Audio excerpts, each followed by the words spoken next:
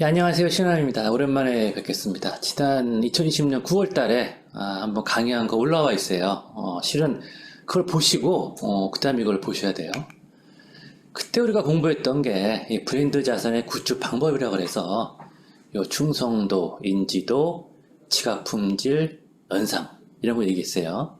그러면서 나가면 까먹는다. 그래서 물, 맥주, 와인, 담배 요거를 기억하면 된다고 말씀을 드렸습니다. 이게 뭔 말인지 모르겠다 하시는 분은 빨리 아까 하고 비디오 먼저 보시고 그러고 들어오셔야 돼요. 그러면서 물, 맥주, 와인, 담배 이건 알았는데 이게 내가 돈 버는 거랑 어떻게 연관이 되냐에 대해서 얘기를 할 때 결국은 브랜드력을 강화해야 되는데 그러기 위해서는 요 브랜드 로열티에 해당되는 게 요 러브마크로 진화해야 된다는 거 말씀드렸어요. 그 다음에 자신만의 컨셉을 창조 강화해야 된다는 것은 나중에 따로 말씀드리겠다 그 말씀드렸었고요. 마지막으로 브랜드 어소시에이션 쪽은 단순 명쾌한 키워드가 필요하다고 말씀드렸어요. 그래서 이번에 강의는 지난번 강의의 연장 강의가 되겠습니다. 지난번에 말씀드렸던 자신만의 컨셉을 창조하고 강화하라 하는 거에 대해서 그 포지셔닝이라는 책을 베이스로 해가지고 지금부터 여러분과 40분 정도 말씀을 나누려고 해요. 무진장 오래된 이론이에요. 근데 아직까지도 먹히고 있죠. 참 대단한 생명력을 지닌 그러한 그 이론입니다. 그래서 이거는 이 포지셔닝이라는 이론은 그 1972년도에 그 에드 에이지라는 광고 잡지에 개념이 소개가 됐다가 8년이 지나서 1980년에 초판이 나옵니다. 그러면서 이게 2000년에는 20년 판이 나왔고 지금도 이 광고하는 사람들은 다 보고 있어요. 지난번 강의에서 이 TOM 말씀을 드렸어요. Top of Mind. 어떻게 해야지 제일 위에 우리 브랜드가 올라올 수 있게 하냐 그러면서 그때 드렸던 말씀이 맥주 이름 뭐 아시냐 그랬을 때 제일 먼저 클라우드가 나오는지 무슨 뭐 가스가 나오는지 뭐 요새 뭐가 나오는지에 따라서 이게 TOM이 다르다 그랬잖아요. 그래서 그걸 갖다 가져가기 위한 건데 결국 이 마케팅이라는 거는 인식의 싸움이다. 이 제품의 싸움이 아니라 인식의 싸움이라는 거고 이 마케팅의 전투라는 것은 사람들의 마음속에 벌어지면서 뇌의 크기에서 모든 게 다 이루어진다는 거예요. 그래서 이게 가장 중요한 그림입니다. 그 두꺼운 책을 한 페이지로 요약하게 되면은 요 한 페이지로 요약이 돼요. 비행기가 세 대 있어요. 그렇죠? 세 대 있으면서 제일 앞에 있는 비행기에는 이름이 뭐라고 쓰여있죠? 린드버그라고 쓰여있습니다. 그렇습니다. 누군지 아시죠? 대서양을 비행기로 횡단한 최초의 비행사죠. 대단한 사람이죠. 첫 번째니까 다들 기억을 하죠. 두 번째는 힝클러라고 쓰여있고 세 번째는 에어하트라고 쓰여있습니다.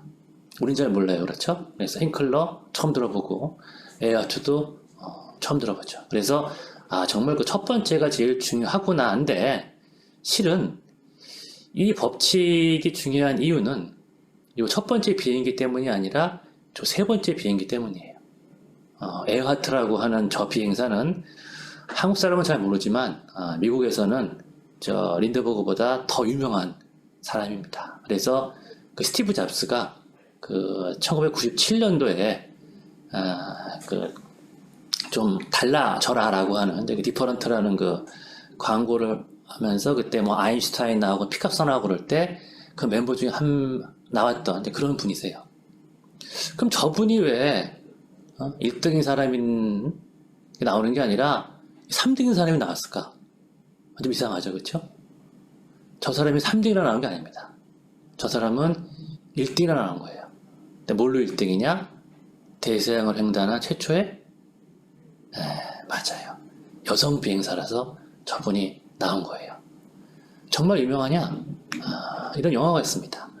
다이안 키튼이라고 저희 세대들은 다 아는 아주 유명한 여자 배우인데 저분이 이거 에밀리아 에어하트 역할을 했어요. 영화가 나올 정도면은 뭐 얼마나 아니 뭐 엔간한 사람 1대2가 영화로 나옵니까? 이 정도로 유명하니까 그러니까 뭐 일대기를 찍는 그런 거 대단한 거죠. 저 양반이 돌아가셨을 때 그 다음날 뉴욕타임스에 이런 기사가 떴어요. 그 에밀리아 에어하트 플라이 애틀란틱 퍼스트 워먼. 대서양을 날랐던 그 최초의 여자인데 이제 뭐 사고사로 이제 돌아가셨다는 거죠. 그러니까 그 돌아가실 때도 비행기 타다가 사고사로 죽을 정도로 이 비행기에 대한 애정이 기산했다는 거예요. 따라서 이 최초가 되는 게 되게 중요하고, 여러분이 최초가 아니다 그러게 되면은 그 최초가 될 수 있는 카테고리를 만들어라가 이 전체를 통틀어서 오늘 드리는 가장 중요한 메시지가 되는 겁니다. 왜 최초가 되어야 할까? 이 책이 처음 나왔을 때가 그 1980년인데, 이때 미국서 발간되는 그때 이제 이때 이제 책자가 연간 3만 권이었다 그래요. 근데 책 한 권 읽는데 뭐 두꺼운 얇은 거 읽겠습니다만은 5시간 보낸다고 가정을 해보고, 내가 잠도 안 자고 밥도 안 먹고 24시간 책만 본다고 했을 때 내가 그 해에 나온 책 갖다가 다 보는데 시간이 얼마나 걸리냐? 17년이라는 거예요. 그런데 이 책이 개정판이 나왔던 2001년, 그러니까 이제 20년 후에는 책의 발간 숫자가 무려 30만 권이에요. 그러니까 뭐 책 나온 거 다 본다는 게 불가능하죠. 어디 책뿐입니까? 뭐 TV, 라디오, 신문, 잡지, 5개 광고, 그야말로 정보의 홍수고, 더 나가서 오늘날에는 인터넷 뭐 끔찍하잖아요. 그러니까 너무 많은 정보가 있기 때문에 우리는 그 엔간한 정보에는 이 신경을 쓰지도 않는다는 거예요. 따라서 이 뭔가 최초가 돼야지만 우리의 기억 속에 남을 수 있다는 거죠. 여러분 그 달에 최초로 그 발을 들인 사람 누군지 아시죠? 혹시 두 번째 기억하세요? 잘 기억 안 나실 거예요. 그렇죠? 세계에서 제일 높은 산 이름이 뭐죠? 따다다다다. 다 아실 거예요. 그렇죠? 두 번째로 높은 산은? 잘 모르죠. 여러분 대부분 이제 보시는 분들이 다 미성년자가 아니실 텐데, 혹시 그 첫 키스 상대방의 이름을 기억하시나요? 대부분 기억하실 거예요. 근데 두 번째는 잘 이제 기억이 안 나죠. 얼굴도 기억이 안 나지 않습니까? 그러니까 최초가 된다는 것은 무진장 중요한 거예요. 이 소비자의 머릿속에 이게 딱 최초가 잡히게 되면 그때부터는 이제 그것만을 구매할 확률이 큰 거죠. 그래서 우리 어디 가서 무슨 뭐 소맥 주세요 이렇게 되면은 뭐 물어보잖아요. 무슨 뭐 테슬라 드실래요? 옛날에 무슨 뭐 카스처럼 하다가 요즘에 테슬라, 결국 테라랑 그것 때문에 참이슬이 휩쓸어 버린 그 브랜드 하나 때문에. 그런 것처럼 처음에 모르고 갖다 또 사실 뭐 카스처럼이 맛있냐 테슬라가 맛있냐 저는 다 비슷해요. 근데 그냥 뭐 그 입에서 나오니까 그걸 시키는 거죠. 그 입에서 나가는 것 때문에 한쪽에서는 얼마나 많은 매출에 피를 봤으며 한쪽에서는 얼마나 승승장구했습니까? 결국 이 첫 번째 나올 수 있는 카테고리를 만들었다는 것 때문에. 그래서 이 첫 번째가 되는 카테고리는 이 무진장은 중요하기 때문에 최초가 될 수 있는 이 새로운 카테고리를 만드는 게 무진장 중요하죠. 이게 이제 그러한 이제 그 그림. 커다란 연못이 중요한 게 아니라 어쨌든 작은 연못이더라도 당신 혼자가 있는, 당신 1등을 할 수 있는 그런 연못을 만들어라고 다들 얘기합니다. 제가 어렸을 때, 제가 이제 현업 나가서 근무할 때 저 옆에 부서에서 게토레이를 막 기획하던 그 부서를 갖다가 제가 들은 적이 있어요. 포카리스웨트가 시장에 나오고 정확히 6개월 있다가 게토레이가 시장에 나왔었어요. 근데 포카리스웨트가 그 마시는 이온 음료라 그래가지고 성공을 했고, 게토레이는 솔직히 컨셉이 좀 애매했던 게, 이 당시에 그 의사결정권을 지니고 계신 분들이 미국 가서 저 게토레이를 본 다음에 야 이거 한번 만들어라 그래가지고 던졌는데, 그 당시 게토레이가 미국서는 스포츠 음료였었는데 우리나라 스포츠 할 때 음료 안 마셨어요. 저도 어렸을 때 뭐 이렇게 수돗물 틀어가지고 수돗물에다 이렇게 하고 수도꼭지다 하고 입대서 물 마셨지 뭐 저런 거 안 마셨거든요. 근데 뭐 운동하기 전에 마시는 음료라 그랬는데 위에서 주는데 마셔보니까 뭐 찝찝하기만 하고 뭐 이게 운동은 안 어울리는 거예요. 그래서 일단 위에서 하라 그러니까 뭐 하긴 하는데 이게 과연 정말 될까 하고들 다들 고개를 갸우뚱했었는데 6개월 전에 이 포카리스웨트라고 거의 맛이 비슷한 음료입니다. 걔가 등장을 하면서 뭐 마시는 이온 음료 그러니까 저 새로운 시장이 있구나 라고 판단을 하고 게토레이가 자기네들도 제품 포지셔닝을 마시는 이온 음료를 했어요. 그러면서 이 컨셉이 지금 새로운 시장을 창출하고 있고, 이 당시에 JLG다, 오늘의 CJ, 영업력 하면 우리니까 우리가 이제 광고나 그런 걸로 밀어붙이게 되면은 당연히 승산은 우리에게 있다라고 생각을 했었죠. 그래서 이 사업부에서는 엄청나게 광고도 하고 제품도 하고 그랬었는데 안 팔리는 거예요. 광고를 그러고 했는데. 그러니까 이 당시 게토레이 신규 사업을 이끌던 팀장님은 얼굴이 사색이 되는 거죠. 왜냐하면은 그 당시에 이 삼성은 지금보다 전전 오너, 돈전 리더인 이병철 회장께서 이끌던 뭐 그런 문화가 좀 남아 있던 시절이어 가지고, 근데 뭔가 그러니까 옛날에 삼성이 그랬잖아요. 삼성이라는 데가 다 1등을 했어요. 다 1등 못한 게 딱 두 개인데, 하나가 중앙일보가 1등을 못했었고 또 하나가 미풍 1등을 못했었는데, 중앙일보는 언론이니까 뭐 좀 그렇다고 치고, 미풍 같은 경우에는 미 워낙텐이었습니다만은 그 다음 세대인 2세대 조미료에서는 다시다가 등장을 해가지고 경쟁사를 뭐 완전히 만남과 뭔가를 제꼈기 때문에 길게 보게 되면은 1등을 한 거죠. 그래서 삼성의 컬처에는 옛날에는 무조건 1등을 해야만 된다. 1등 못하면 어떻게 되느냐? 팀장을 바꿉니다. 본부장을 바꾸면서 계속해서 다른 사람이 들어와서 사업을 하는 거예요. 그래서 그 사람이 1등을 하게 되면은 승진하는 거죠. 그러면 이 당시 맡았던 팀장 입장에서는 뭐 조만간 집에 가야 될지도 모르는데, 그러면 내 수업료이 뭘 어떻게 하면서 사색이 되겠죠. 근데 이 당시 프로젝트의 제일 막내가 이런 일을 했다는 거 아닙니까? 팀장님, 왜?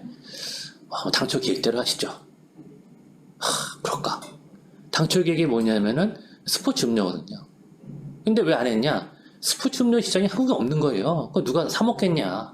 시장이 없다. 그런데 이온 음료라는 거 시장이 있기 때문에 저 시장에 뛰어들게 되면은 뭔가 답이 나올 거다 싶어가지고 뛰어들었는데 답이 안 나온 거죠. 그래서 어차피 뭐 입판사판인데 오케이, 그러면 원래 계획대로 해보자 그러면서 스포츠 음료로서 새롭게 이 제품에 대해서 리포지셔닝을 합니다. 광고를 하죠. 그랬더니 그때부터 이게 대박이 나는 거예요. 정말 물건이 없어서 못 팔 정도로. 똑같은 제품인데 그저 딱 하나 컨셉만 바꿨는데, 자, 실제 그랬는지 잠깐 시계바늘을 그때로 돌려보겠습니다. 그래서 그 당시에 광고를 좀 볼게요. 이게 첫 번째 포카리스의 광고입니다. 알카리성 이온 음료 포카리 스웩. 몸은 무엇을 원하고 있을까? 흘린 땀은 무엇으로 보충될까? 포카리 스웩.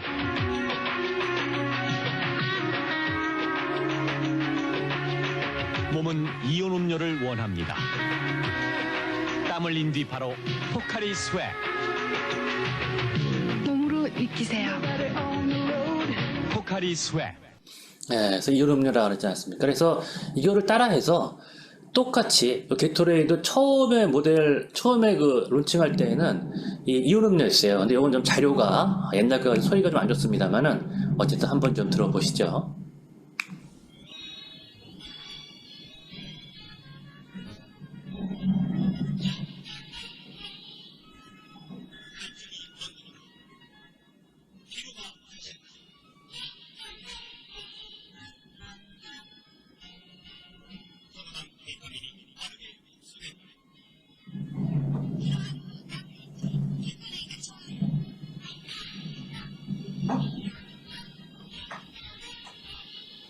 예, 제품의 껍데기에는 스포츠 드링크라고 쓰여 있는데 이 문안에서는 스포츠 드링크라는 얘기는 한마디도 안 나와요. 그러면서 계속 알카리성 이온 음료 이런 게 나오죠. 근데 사람들이 알카리성 이온 음료라는 말을 듣는 순간에 게토레이가 안 떠올라요. 왜냐면 이미 그 전부터 포크레이스에서 아까 보셨던 그 광고를 하도 때려대가지고 알카리성 이온 음료 그러면은 맞다, 포크레이스 사 먹어야지 그러면서 다 글로 가는 거죠. 그래서 이게 아니다 싶어가지고 똑같은 제품임에도 불구하고 이번에는 광고의 컨셉을 이렇게 다르게 했죠. 갈등 해소를 위한 음료.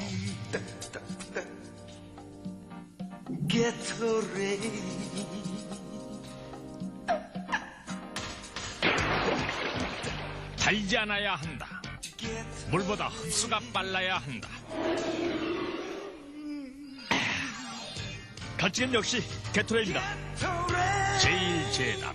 예, 그러면서 이렇게 뭐 사자가 뭐 나와서 그러기도 하고 좀 남성 분위기를 확 세게 치고 나가니까 이때부터 무지만이 팔리더라는 거예요. 그러니까 앞서서 누가 시장을 만들었다 그랬을 때 그 시장에 뛰어 들어가서 그 카테고리를 강조해봐야 결국 나는 그 카테고리에 선두만 도와주는 거지 결코 나는 뜨지 못한다는 그러한 그 진리인 거죠. 되게 유명한 거예요, 이거 실은. 왜냐면은 저거 어렸을 때도 화면 한번 클릭해 주겠습니까? 저 어렸을 때도 이제 그 넘어가는데요. 그 바카스하고 알프스라는 그 광고가 있었는데 이 바카스가 하도 광고를 때리다 보니까 그다음에 알프스가 아무리 광고를 열심히 한다 그러더라도 저거 보다가 아 맞다 정말 뭐 피로회복 간장보 뭐 음료 하나 사 마셔야겠네 그러면서 알프스가 아니라 이 바카스를 사오라고 항상 아버지께서는 저한테 얘기를 하셨죠. 이 제품 차별화 보여주기 위해서 우리 알프스다 그러면 알프스 산맥 그래가지고 저 흑백에다가 해서 막 이렇게 찝으면서 저 산까지 올라가서 태극기를 휘날리는 그런 광고를 선보였지만 사람들은 그럼에도 불구하고 알프스티가 아니라 바카스를 사모한 거예요. 왜? 피로회복 자연강장 시장은 이 바카스가 꽉 잡고 있었으니까. 그러니까 암만 그거 유사하게 등장을 하더라도 그것은 바카스만 도와주지 새로운 시장을 만들지는 못한다는 겁니다. 근데 저 시장에 누가 등장을 했냐? 비타 500이 등장을 했어요. 근데 얘는 등장을 할 때 피로회복 얘기 안 했습니다. 자연강장 얘기 안 했어요. 얘는 무슨 얘기를 했는가? 마시는 비타민C라는 얘기를 했어요. 그러면서 시장에 나오니까 다들 너무나 좋아했죠. 왜? 그 전에 비타민C는 저희 때는 뭐 과립 끓여가지고 이렇게 해서 조그만 과립에서 이렇게 잘라가지고 이렇게 입에다가 먹는 게 있었는데 먹다 보게 되면은 꼭 몇 알이 코로 들어가요. 그래서 콜록콜록 막 하면서 코 막히고 그랬었는데 그게 아니라 딱 마시는 음료가 나오니까 너무 좋았던 거죠. 그래서 그 제품이 딱 출시했을 때 딱 그 제품이 매출이 올라간 만큼 정확히 바카스의 매출액이 빠진 적이 있어요. 그래서 한 달 기준으로 해가지고는 한때나마 바카스보다 이 비타500이 더 많이 팔렸던 적도 있었습니다. 참 그 신기한 그런 일이죠. 그게 왜 가능했느냐? 사실 피로회복 자연강장 비슷한 음료에서도 불구하고 절대 자기네들은 피로회복이나 자연강장이라고 얘기를 안 했던 거예요. 자기네들은 마시는 비타민C다. 그러면서 마시는 비타민C로서는 최초의 이런 시장을 만든 거죠. 그러다 보니까 그 위에 뭐가 나왔습니까? 뭐 비타 1000도 나왔고 비타 2000도 나왔고 별의별 게 다 나왔지만 다 나와서 광고 할 때마다 사람들은 아 맞아 비타민C 마셔야겠네 그러면서 다들 비타 500으로 갔던 거죠. 그래서 최초는 되게 중요해요. 여러분들 그 벤츠, BMW, 볼보 그래가지고 자동차들이 흔히 자동차라 그러면 뭐 바퀴가 4개 달리고 기름 넣어서 가는 것들 요즘엔 전기차 있으니까 컨셉은 달라졌습니다만은 과거에 가솔린 차들은 다 똑같았어요. 바퀴 4개 달려있고 기름 넣으면 달린다. 그런데 벤츠나 BMW나 볼보는 좀 컨셉이 달랐습니다. 벤츠는 성공한 사람이 타는 차였고 BMW는 똑같이 성공을 해도 이 운전하는 어떤 드라이빙의 어떤 쾌감을 느끼기 원하는 사람이 타는 차였어요. 그래서 벤츠는 기본적으로 운전기사를 두고 타는 차고 BMW는 기본적으로 내가 몰아야지 재미있는 차였던 거예요. 그러니까 벤츠를 갖다 내가 직접 몬다거나 BMW를 운전기사를 갖다가 두고 탄다는 것들은 다 말이 안 되는 그런 얘기들이었죠. 근데 이제 각자 성공한 다음에 벤츠 같은 경우에는 S클래스에 성공한 다음에 E클래스나 C클래스로 내려오고 BMW 같은 경우에는 5시리즈 성공한 다음에 7시리즈로 올라가면서 조금 이제 컨셉이 좀 희석됐습니다만 어쨌든 기본적으로는 벤츠는 내가 딱 뒤에 앉아가지고 운전사 고용하는 차고 BMW는 기본적으로 내가 운전하는 재미를 느끼는 차예요. 이 시장에서 볼보란 차가 있는데 이 볼보의 컨셉은 뭐냐? 볼보의 컨셉은 이런 겁니다. 차가 지금 몇 대가 있죠? 하나, 둘, 셋, 넷, 다섯, 여섯, 7대가 쌓여있죠. 그렇죠? 근데 제일 밑에 있는 차가 짜부러지지 않아요. 정말 튼튼하죠. 예, 바로 이겁니다. 볼보의 특징은 안전이에요, 안전. 그러니까 저렇게 위에서 짜부러져도 멀쩡한데 옆에서 박는다고 큰 문제 있겠습니까? 그래서 부자고 가난한 사람이 떠나가지고 난 정말 안전한 차를 몰고 싶어 하는 사람들은 무조건 다 이 볼보를 구매하는 거죠. 그래서 이 볼보에 대한 안전 사랑은 정말 대단합니다. 2015년에 볼보가 이런 제품을 개발했어요. 야간 자전거 운전자를 위한 스프레이라 그래가지고 라이트 페인트인 거죠. 아니 자동차 만드는 회사가 갑자기 자전거 타는 사람들을 보호하냐? 밤에 우리가 운전하다 보게 되면은 또 자전거 타는 사람들 안 보입니다. 사고 날 수 있거든요. 그래가지고 자전거 타는 사람들한테 이렇게 헬멧이나 자전거나 옷에 뿌리게 되면은 이 빛을 반사해가지고 금방 그 하얀색을 볼 수 있고, 물론 이 물 세탁으로만 쉽게 제거할 수 있는 이런 제품 만들어가지고, 야 정말 볼보는 안전에 관한 한 정말 그 대단한 회사구나라는 전통을 지금까지도 이루고 있었죠. 그러다가 작년에는 이런 일도 있었죠. 뭐 기억하시면 모르겠습니다만은 엄청나게 큰 교통사고가 났어요. 이게 역주행 화물 트럭하고 정면 충돌을 한 건데, 이 볼보에 탄 이 아나운서 가족은 가벼운 부상을 입었는데, 오히려 이따만한 화물 트럭 운전자가 중상을 입었다는 거죠. 뭐 이제 운전하시는 분이 뭐 음주운전 확인됐다 다 떠나가지고 트럭하고 차가 부딪혔는데 트럭 운전사는 중상인데 자동차가 가벼운 부상이었다? 이건 대단한 거죠. 알아보니까 볼보 애들은, 볼보 이 차들은 자기는 항상 뭐 안전, 가장 뭐 이날부터 중시하지 않았냐. 안전에 관한 한 우리다. 라 그러면서 알고 보니까 뭐 이효리 씨나 한가인 씨 같은 이런 분들도 이미 다 이런 걸 다 하셨었더라 하면서, 야, 다시 한번 우리가 안전에 대해서는 볼보다. 그러면서 다시 이게 떠올랐던 거죠. 따라서 똑같은 차라 그러더라도 이 안전이란 컨셉은 이미 볼보가 딱 가져갔다. 라고 하는 겁니다. 그래서 우리가 어떤 제품 만들더라도 어떤 컨셉이 되게 중요하냐. 성공한 사람이 모르는 거? 그건 이미 벤츠 거예요. 운전하는 재미? 그건 이미 BMW예요. 그럼 당신이 새롭게 차 시장에 뛰어들었을 때 어떤 컨셉을 가져갈 거냐? 그걸 만들어서 이 최초의 카테고리를 만드는 게 무진장 중요하다는 거죠. 35,000 점포 대 36,000 점포.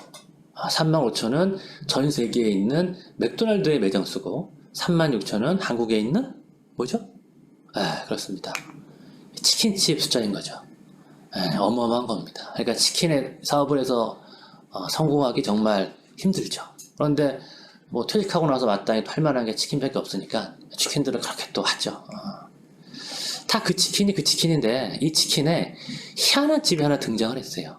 등장을 했는데 호식이 2마리 치킨이라고, 여기는 한 마리 살 가격에 2마리를 갖다가 준다는 거예요.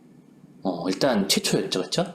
그래서 최초의 호식이 2마리 등장했을 때는 그냥 매장이 그냥 허름했습니다. 뭐 이래가지고 뭐 통닭 큰 거 2마리 얼마다 그러면 딱히 뭐 특징도 없었는데, 이 사람들이 점점 머릿속에 야, 한 마리 값으로 2마리 먹을 수 있대 라 그러면서 이 호식에 대해서 관심을 가져가니까 이 유사 업종들이 등장을 했어요.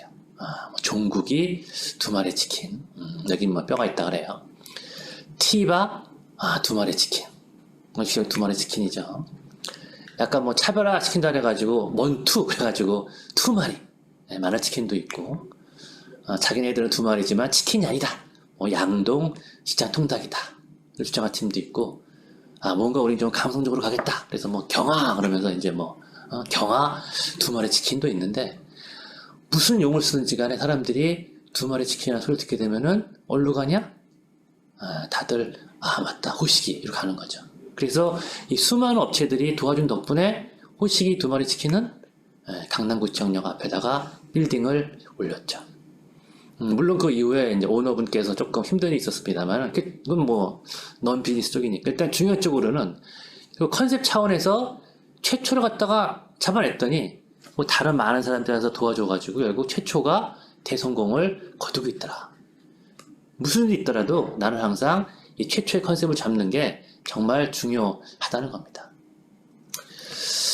최초에 좀 애매한 것도 있어요. 저희 동네에 이제 그 60개 치킨이라는 게 등장을 했습니다. 맛있는 치킨 그래가지고 자기네들은 60마리만 조리한다 그래요. 근데 자, 이거는 뭐 성공할 수도 있고 성공 안 할 수 있는데, 왜 성공 안 할 수 있다고 보냐 하면은, 일단 첫 번째 포지션은 맞지만 이 뭐든지 다 첫 번째라서 무조건 다 좋은 건 아니에요. 이 첫 번째에 등장을 한 게 정말 소비자들이나 정말 그 유저들한테 정말 너무너무 훌륭한 베니핏이야를 줘야 되는데, 이 60개 같은 경우에는 좀 애매한 거죠. 60마리를 갖다 튀긴다 그러는데, 자 그러면은 현재 내가 사 먹은 게 첫 번째 기름인가? 아니면은 60번째 기름인가? 똑같을까요? 다르겠죠. 첫 번째 세기름으로 튀긴 것하고 60번째 기름하고. 그 다음에 다른 치킨집은 도대체 그러면 몇 마리나 튀기나? 한번 기름이라 했을 때. 그런 정보 없이 그냥 맛있는 치킨이라 그러면서 60개라 그랬을 때 60마리라 그러는 게 도대체 어느 만큼 좋은 건지는 머릿속에 잘 들어오질 않게 되는 거죠. 제가 조금 더 다 공부를 하다 보니까 이 수유리 쪽에 정말 맛있는 치킨집이 있다 그러는데 그 집은 특징이 두 가지 됩니다. 해표 기름을 쓰고 그 다음에 30마리 튀김 무조건 다 버린대요. 물어봤어요. 아니 해표 기름 쓰는 게 뭐가 대단한 거냐? 해표 기름 같은 거는 B2C 그러니까 집에서 어머니가 쓰는 기름이지 B2B 공장에서는 절대 못 쓰는 기름이라 그래요. 왜? 너무 비싸서. 근데 기름 좋죠? 그 다음에 그걸 갖다가 30마리만 튀고 버리니까 똑같은 다 가져오더라도 그 집 무조건 맛있는 거죠. 그러니까 대박이 난 그런 집이 수율이 있다고 합니다. 근데 사실 이 집 같은 경우에는 어떤 기름을 쓰는지는 말 안 하고 있죠. 그렇죠? 그냥 깨끗한 기름이라고 하고 있고 그 다음에 30마리가 아니라 60마리니까 아마 수율에 있는 그 집만큼 맛있기는 어려울 거예요. 그렇죠? 그래서 이 브랜드가 어떻게 갈지는 더 두고 봐야 된다고 저는 말씀을 드리고 싶은 거죠. 이 문제는 어떤 사람도 그래요. 사람. 이따가 우리가 이제 오늘 민 박사님 그 다음에 다들 보실 텐데 우리 민 박사님 같은 경우도 뭐 88년에 동국대 농업경제학과 나오시고 91년도에 도쿄대학교 농업경제학 석사 박사 하셨죠. 물론 농업이 좋아서 받겠습니다만은 그냥 경쟁만 본다 그러게 되면은 농업 경제보다는 일반 경제가 조금 더 좋은 학교 나온 거로 쳐주죠. 어쨌든 박사 하신 다음에 들어갔어요. 그래서 들어와가지고 농촌진흥청 경영할 수도 있었고 삼성경제수 연구도 했었는데 이 정도 이력 가지고 그렇게 뭐 특이하지 않은 겁니다. 뭐 누구나 다 하는 그런 거예요. 그런데 미 박사님이 뭘 했냐? 2001년부터 우리 같이 다니고 있는 한국 벤처 농업대학이라는 걸 만들었어요. 대한민국 최초일 분들 아마 전 세계 최초일 거예요. 그렇죠? 그러다 보니까 최초니까 다들 눈길이 가는 거예요. 더욱 중요한 것은 뭐 지금까지도 하고 있습니다만 이게 최초라 그러더라도 1년이나 2년이나 3년이라고 끝내면은 그건 아무것도 아닌 거예요. 최소한 7년 이상 해야 그 사람의 진정성이 보이고 저 사람이 진짜로 뭔가 하고 있다는 게 일반인들의 머리에 각인이 됩니다. 최초 이때 시작을 했으면 무조건 7년 이상 가야 돼요. 그래서 딱 7년쯤 지난 시점에서 이제 딱 보니까 정말 이분은 진정성이 있다. 그래가지고 그 이후 보게 되면은 뭐 대통령실의 비서관, 그다음에 차관, 진흥청장에다가 다시 정정고수로 들어와서 부사장까지 하는 이런 이력을 쌓게 된 거죠. 그럼 이때 이력의 근거가 뭐냐? 학력도 아니고 그 전에 있었던 경력도 아니다. 제일 중요한 것은 이 벤처농업대학이라는 것을 최초로 만들었기 때문에 이게 가능한 거였다. 최초라는 것은 이만큼 중요하다. 김광호 선생님의 이제 아실 텐데 이분 이게 지금 2002년 모습이에요. 근데 우리가 아는 것보다 훨씬 더 좀 나이 들어 보이죠. 오히려 물론 20년 전인데 지금이 더 얼굴 뭘 손을 댄든지 더 지금이 젊어 보여요. 근데 이분이 2002년도에 그 인터뷰할 때 뭐 저처럼 갑니다. 쭉 설명 들어보게 되면은 본인이 고등학교 졸업할 때 뒤에서 3등으로 졸업했대요. 근데 뒤에서 1등하고 2등이 운동선수였기 때문에 내가 그냥 뭐 3등, 내가 이제 꼴등이었다는 거지. 그러다가 보험사 취직을 했는데 내가 골프는 좋아하고 술 먹고 좀 좋아하고 사람하고 어울리는 거 좋아했지만 뭐 IMF 때 잘리고 나니까 할 게 없더라는 거예요. 그래서 취직하자니 불가능하고 내가 골프를 좋아하니 골프 선수 해볼까 말도 안 되는 소리고 골프 티칭을 해볼까도 생각해봤지만 그것도 좀 뭐 기라성 같은 사람들이 많은데 난 아닌 것 같다. 하다가 뭘 생각했냐면은 한번 이 골프랑 경영을 연결시켜 보겠다는 그런 생각했다는 거죠. 그래서 하루에 A4 한 장씩 글을 썼답니다. 골프와 경영 붙여가지고. 근데 정규 꼴찌가 글을 써봐 잘 쓰겠어요? 못 쓰겠죠. 처박혀서 무슨 뭐 1년인가 3년인가 썼답니다. 그래가지고 뭐 300회인가 뭐 1000회가 쓰고 나니까 그때부터는 좀 이제 글이 되더라는 거예요. 그래서 그 중에 저는 원고를 갖다가 뭐 언론사에 보냈더니 언론사에 데스크가 보더니 물론 데스크가 보기에는 잘 못 썼겠죠. 근데 안에는 뭐 시설이 많이 있으니까 컨셉이 좋으니까 이거 좀 써라. 그래가지고 그 내용들이 특이하니까 골프와 경영을 붙였던 거. 그래가지고 그게 신문에 연재가 됐고 그 당시에 삼성 경정고소에 세리시오라는 데서 뭔가 새로운 강사가 필요했는데 분야가 재밌어. 그래서 한번 봅시다 했더니 워낙 뭐 이거 잘하시던 분이니까 그래가지고 인기 강사로 우뚝 쓰면서 인생이 바뀐. 근데 만약에 그때 남들 따라서 남들처럼 뭐 취업을 했다거나 또는 내가 골프를 좋아하니까 골프 선수가 돼보겠다 그랬다거나 아니면 무슨 뭐 골프 티칭? 다 많았다는 거예요. 근데 남들이 안 했던 이런 새로운 길, 최초를 뚫었기 때문에 바로 인생마저도 성공할 수 있었다는 거죠. 그래서 첫 번째 드리고 싶은 말씀은 새로운 카테고리를 만들어가지고 그 분야의 최초가 되는 게 여러분이 만든 제품, 여러분의 개인 브랜드가 다 뜰 수 있는 그런 거 유일한 방법이다라는 말씀드리고 싶습니다. 두 번째는 무조건 1등과 반대로 행동하라는 게 매우 중요해요. 마케팅 업계에서 나오는 얘기인데, 자, 제가 새로운 브랜드 매니저가 된 사람입니다.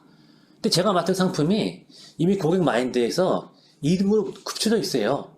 그럼 나는 어떤 전략을 펴야 할까요? 그랬을 때, 굉장히 쉬운 질문이네요. 2등은 무조건 1등의 정반대로 하면 됩니다라는 거예요. 현재 여러분들이 속해 있는 업종에서 2등이다. 그럼 무조건 1등은 뭐 하나 본 다음에 그럼 정반대로 하시라는 거예요. 펩시콜라. 사실 펩시콜라가 지금은 코카콜라와 같이 양강 구도가 됐지만 초창기의 펩시는 아주 오랫동안 이 허약한 2등이에요, 2등. 그것도 막강한 2등이 아니라 허약한 2등.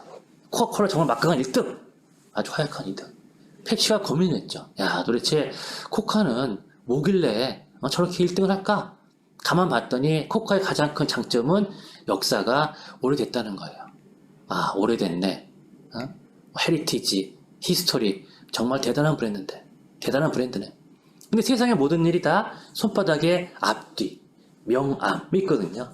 역사가 있다는 얘기는 그만큼 올드하다는 얘기입니다. 그래서 자기네 펩시들은 오케이, 우리는 한번 젊은이를 위한 그런 콜라가 돼보자. 그러면서 새로운 세대의 선택, 강력한 2등 이런 컨셉으로 나와가지고 그 당시에 유명 팝스타였던 뭐 라이오넬 리치나 마이클 잭슨을 등장시켜가지고 확실한 2등으로 자리를 잡게 된 거죠.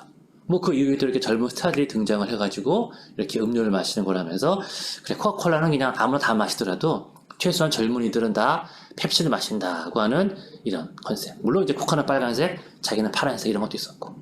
그래서 저도 실은 어디 가서 콜라 마실 때 펩시 마셔요. 뭐 마시다 보게 되면 그게 좀 젊어진 느낌이 들어요. 저도 약간 세뇌가 돼가지고 그만큼 컨셉을 잘 만들어낸 거죠. 무조건 1등에 반대로 가라.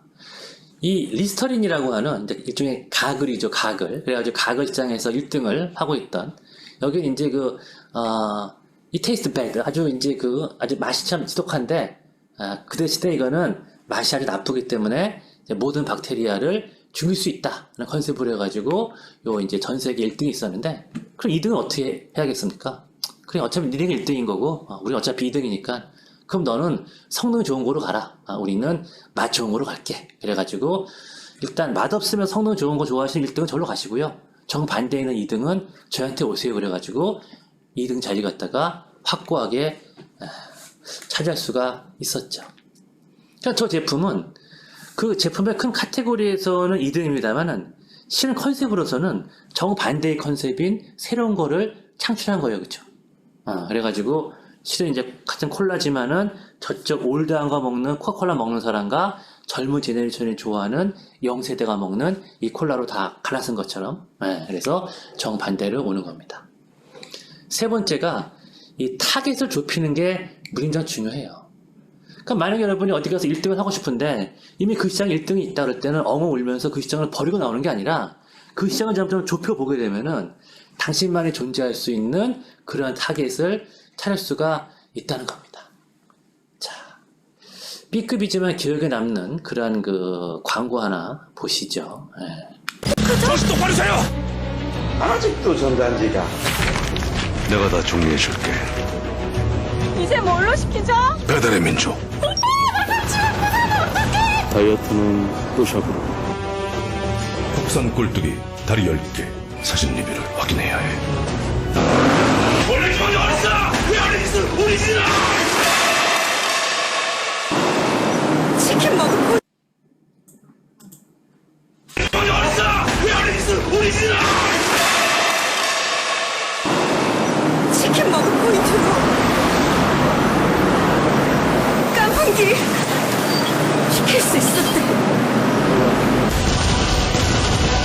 탕수육 하나 먹겠다고 평생 국분이나 먹을래? 이 집이 진짜였어. 무슨 의미인지 알아? 식전이지.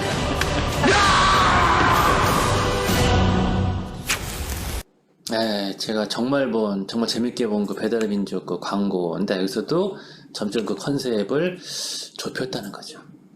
최초가 되기 위해서 어떻게 되냐고 물어봤을 때 좁혀야 합니다. 컨셉도 좁혀야 하고 고객도 좁혀야 하고 누가 우리의 고객일까가 아니라 누가 우리의 고객이 아닐까를 갖다 물어보게 되면은 그래서 좁히게 되면은 궁극적인 고객이 나온다는 거죠. 그 다음에 그 고객한테 어필하는 게 바로 여러분들이 최초가 될 수 있는 그게 되는 거죠. 혹시 그 신라호텔도 강사로 모셨던 이 고대압 중국집의 그 번개라고 하는 그 배달원 얘기가 되게 유명했었어요. 유명해진 계기는 저거죠. 그때 고대에서 짜장면을 갖다 시켰었는데 그때는 이제 방마다 과사무실이 없었는데 그냥 그 밑에 내려가가지고 짜장면 주문하고 올라왔는데 주문한 사람이 올라오기도 전에 이 짜장면이 도착했었다. 깜짝 놀랐던 거죠. 말이 되냐. 사건을 알고 보니까 짜장면을 갖다 시켜서 갖고 갔는데 거기 이제 주문을 안 했다는 거예요. 그래가지고 전화 걸어가지고 교수님이 주문했다는데 어떡하죠? 그랬더니 야 바로 옆에 보니까 거기 학생 있는 모임이 있는데 거기서 시켰으니까 그걸로 갖다 줘 해가지고 바로 옆으로 갖다 줬다는 거 아닙니까? 그러니까 요 방에는 전화가 있었고 그 학생들이 모이는 방에는 전화가 없어가지고 머리 전화를 갖다 걸러 갔다가 오는 그 시간에 배달하면서 번개라는 그 별명을 얻었었는데 이 양반이 탕수육 시킬 때 보통 그 만두 서비스를 주는데 이 양반은 그 스타킹을 갖다가 이 서비스를 주는 걸 되게 유명해요. 왜냐하면은 중국집에서 무엇을 주문하건 누가 결제하건 주문은 그 회사의 막내 서무 여사원이 한다는 사실을 착안을 하고 그가 보기에 궁극적인 고객은 결국 서무 여직원이었다는 거죠. 그래서 여기 착안한 게 바로 좀 아까 보셨던 배달의 민족입니다. 그러니까 배달의 민족도 초창기가 막 클 때 누가 주문하는가 회사에서 봤더니 돈을 사장님이 낸다 그러더라도 결국은 서무 여직원이나 막내가 그 주문하고 그렇다면 막내가 좋아하는 그런 컬처 그런 걸 맞추는 게 무진장 중요하다 그래가지고 이런 거 B급 문화로 승부를 보면서 이제 오늘날 이런 거 성공을 할 수 있는 그런 토대를 이제 만들었다는 거죠. 그래서 조직이 막내가 한다는 그런 겁니다. 그래서 이 김봉진 사장이 이 자기의 고객을 좁힌 얘기는 되게 중요해요. 한번 들어보시겠습니다. 그럼 어떻게 되냐면요. 시장을 쪼개요. 비듬 샴푸로. 여기서도 1등이 있다 그러면 10대에서 20대 중반의 비듬 샴푸로 쪼개요. 여기서도 1등이 있다. 내가 1등을 할 수 없다 그러면 다시 쪼개요. 고등학생 비듬 샴푸로. 여기서도 1등이 있다 그러면 다시 쪼개요. 남자 고등학생 비듬 샴푸로. 여기서도 1등이 있다 그러면 다시 쪼개죠. 2학년 남자 고등학생 중 비듬으로. 여기서도 1등이 있다. 더 쪼개요. 서울 지역 2학년 남자 고등학생 중 비듬 샴푸 시장에서 1등. 근데 와 여기서도 1등이 있다. 도저히 내가 1등 못 먹겠다 그러면은 더 쪼개요. 여기까지. 서울 지역 2학년 남자 고등학생 중 가계소득 상위 20% 애들 중에 비듬 샴푸에서 1위를 하면 돼요. 이건 되게 쉽죠. 그렇죠? 네, 있을 때는 이렇게 무진장 좁혀되는 겁니다. 이 우스갯소리가 아니라 왜 중요하냐? 자, 대치동이라던가 이런 데 가면 되죠. 거기서 남자 고등학교 몇 학년인지 물어봐요. 2학년이에요. 그래서 머리 한번 봐요. 비듬 있어요? 그럼 걔한테 샴푸 하나 팔면은 1등 먹어요. 딱 하나 팔았는데. 네. 근데 이게 아까 홍성대 교수님이 말씀하신 타겟을 명확하게 하고 분명하게 쪼개서 들어가라라는 말하고 아주 일치하는데 뭐냐면요. 서울 지역에서 좋아하는 애들은 경기도 지역 애들도 좋아해요. 남자 고등학교 2학년 애들이 좋아하는 거는 대학교 1학년도 좋아할 수 있고 고등학교 1학년도 좋아할 수 있죠. 가계소득 2학년 20%인 애들이 좋아하는 거는 가계소득 30%, 40%도 좋아할 수 있어요. 그러니까 타겟을 너무 넓혀가지고 모두를 좋아하게 하는 게 아니라 분명하게 들어가서 깊숙이 들어가서 그들에게 사랑을 받고 뒤로 빠져나오는 방식. 네, 그래서 타겟을 무진장 좁힌 다음에 그걸 갖다가 다 사랑을 받고 빠져나오는 방식이 가장 중요하다는 겁니다. 그래서 결국 오늘 강의를 좀 정리해본다면은 지난 시간에 걸 듣고 나서 그 다음에 다시 들으셔야 되고 지난번에 얘기했던 브랜드 만드는 방법 4가지 그래서 물, 맥주, 와인, 담배 갖다 먼저 알아놓고 그 다음에 물에 해당되는 게 로우마크였었고 담배에 해당되는 게 새로 이름 짓는 그런 거였었는데 이 가운데 해당되는 두 가지가 오늘 말씀드린 포지셔닝이다. 포지셔닝의 핵심은 여러분이 최초가 되는 거다. 아까 보셨던 그 비행기 중에서 그 세 번째 비행기가 세 번째 있던 게 중요한 게 아니라 최초로 대서양을 횡단한 여성이었기 때문에 최초였기 때문에 그게 떴다는 거. 그래서 그걸 하기 위해서는 여러분이 최초가 될 수 있는 카테고리를 갖다가 만들어야 된다는 거고 여러분이 2등일 때는 무조건 1등이랑 반대를 하면 된다는 거고 여러분이 현재 1등 여러분이 원하는 카테고리에 누군가 1등이 있다 그러게 되면은 카테고리 갖다가 좁혀가지고 결국은 여러분이 1등이 될 수 있는 그런 카테고리를 만들어야 된다가 오늘 강의의 핵심이 되겠습니다. 예, 이상으로 마치겠습니다. 감사합니다.